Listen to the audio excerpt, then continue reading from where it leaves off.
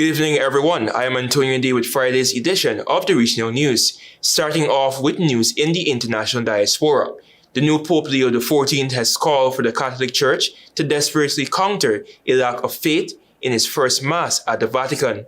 Speaking the day after he was elected as the 267th Pope and the first U.S. leader of the Church, he warned that people were turning away from the faith and instead to technology, money, success, power, or pleasure. Leo said he had been elected to be a quote-unquote faithful administrator of a church that would act as the beacon that illuminates the dark nights of this world. The ascension of Robert Francis Prevost has been celebrated by the world's 1.4 billion Catholics with joyous outbursts in his U.S. homeland and in Peru, where he served for 20 years.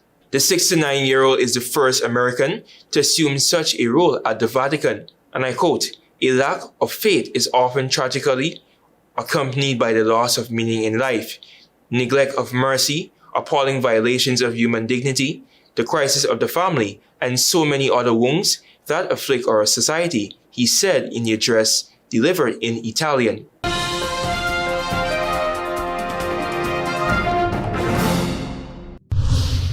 Turning attention to news in Barbados. Police at the District A police station in Barbados are carrying out investigations into a fatal shooting that occurred at Whit Hill No. 2 St. Michael on Monday, May 5th at about 9:30 p.m. Investigations revealed that the deceased had just arrived home in his motorcar when an unknown assailant approached him from the opposite side of the road and discharged a firearm, fatally wounding him.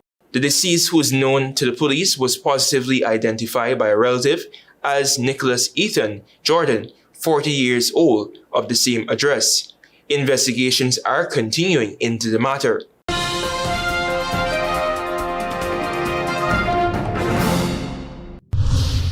And we end with news in Brazil.